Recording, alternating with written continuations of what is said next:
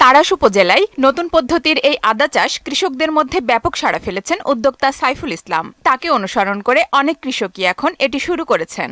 এক বস্তায় আদা চাষ করতে খরচ হচ্ছে 50 থেকে 60 টাকা, আর প্রতি বস্তায় ফলন হচ্ছে 2 থেকে 2.5 কেজি আদা। এতে প্রতি বস্তা লাভ হচ্ছে 200 থেকে 300 টাকা। কৃষকরা অনেকেই আসে দেখে এবং তারাও চিন্তা ভাবনা করতেছে যে ভবিষ্যতে তারা এই ধরনের আবাদ করবে। আমরা আদা চাষ করব, আমরা খুব কিভাবে কাজটা করা যায়, কিভাবে করলে ফলন ভালো আসবে বা কেমন করে কি শেখার জন্য চেষ্টা চালিয়ে যাচ্ছি। ফলনটা খুব সুন্দর হয়েছে।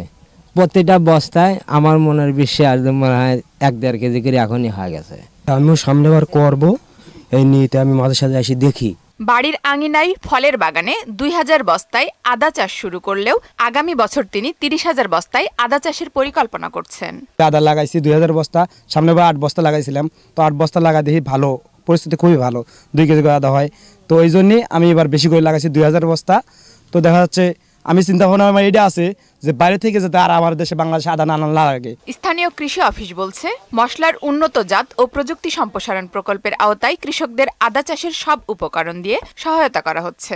তাড়াশ উপজেলায় কৃষক ভাইদেরকে উদ্বুদ্ধকরণের মাধ্যমে চেষ্টা করছি এবং এই বছর পর্যন্ত আমাদের তাড়াশে প্রায় 7000 ব্যাগ বস্তায় আদা চাষ হয়েছে।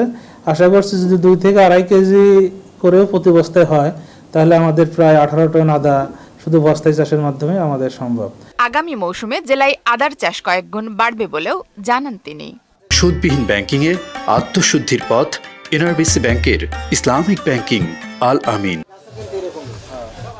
আফরিন পপি, মোহনা সংবাদ।